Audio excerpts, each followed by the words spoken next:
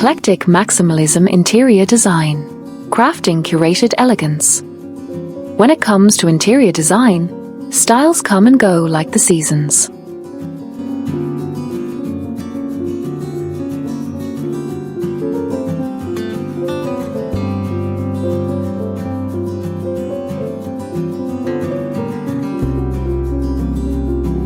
For years, minimalism dominated design conversations.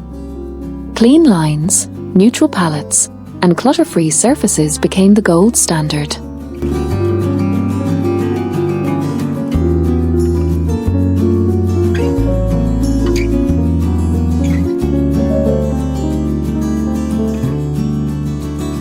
But recently, a new wave has surged to the forefront, one that flips minimalism on its head. That wave is eclectic maximalism.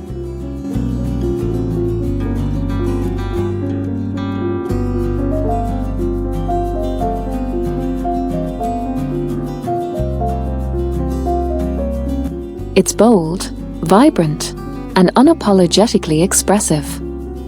It celebrates abundance instead of restraint, and it thrives on personality rather than perfection.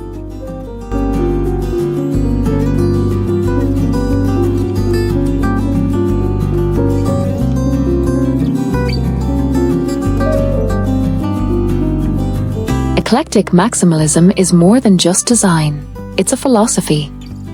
It tells us that our homes should reflect our lives, our travels, our loves, and our memories.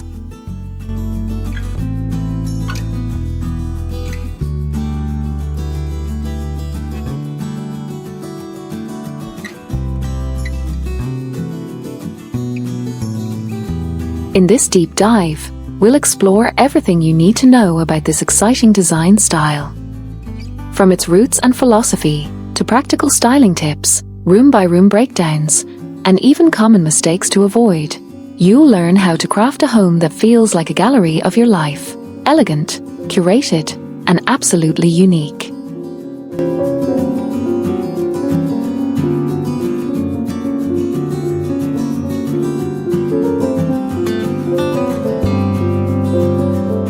To understand eclectic maximalism, we need to look back in time. Maximalism isn't new. In fact, it has existed for centuries. Think of Victorian interiors with their patent wallpapers, heavy drapes, and ornate furniture.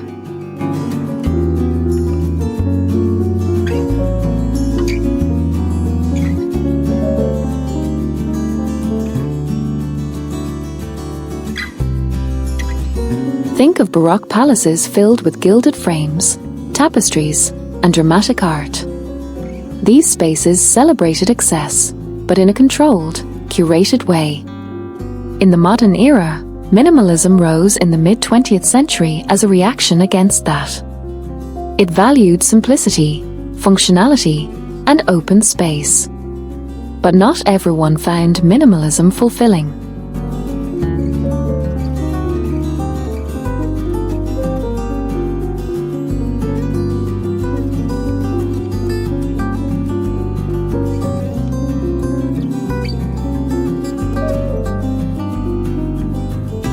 Many people felt it lacked warmth, soul, and individuality. That's where modern eclectic maximalism comes in. It reclaims the joy of abundance, but with a contemporary twist. It's not about clutter or chaos, it's about layering styles, colors, and textures in a thoughtful way.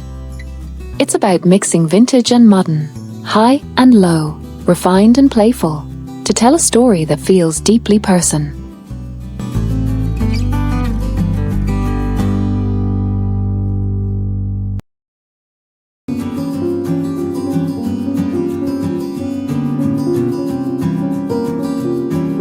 Color is the heartbeat of eclectic maximalism. While minimalism often restricts itself to whites, grays, and muted tones, maximalism embraces vibrancy.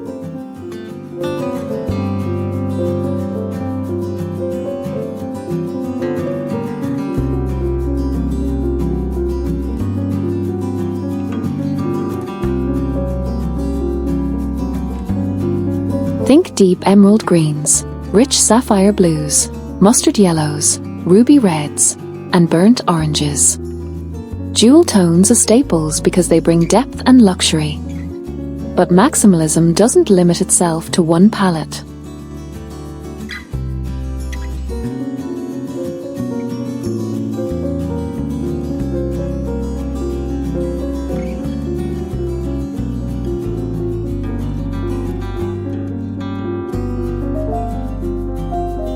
You can layer bold shades together, teal against fuchsia, mustard against navy, or even unexpected pairings like lime green and lavender. Walls are an open canvas.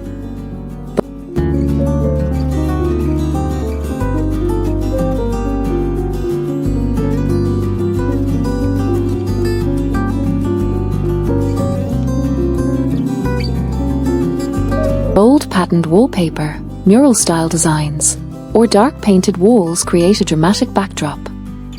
Against that, bright or metallic accents pop beautifully. The secret to successful maximalist color?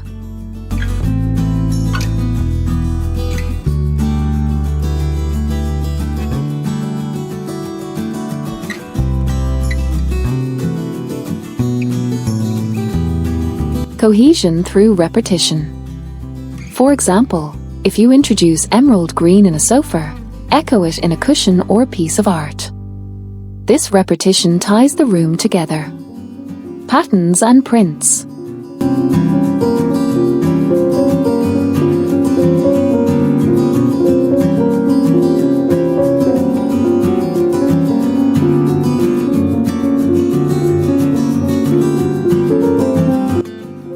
Patterns in maximalism are fearless.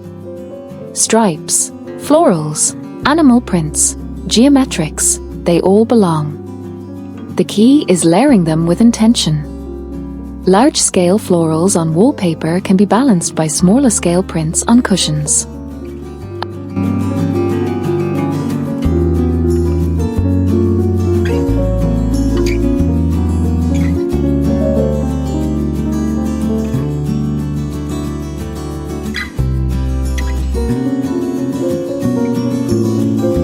A leopard print ottoman can sit alongside a geometric rug.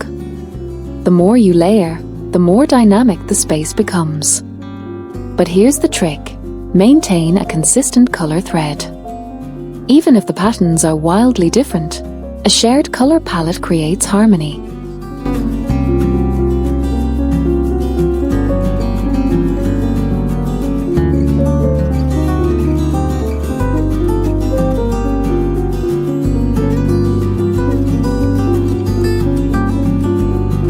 That's what makes maximalism curated instead of chaotic. Art is the crown jewel of maximalist interiors. This is where you can truly let your personality shine. Gallery walls filled with eclectic frames, oversized canvases that command attention, or sculptural pieces that act as conversation starters.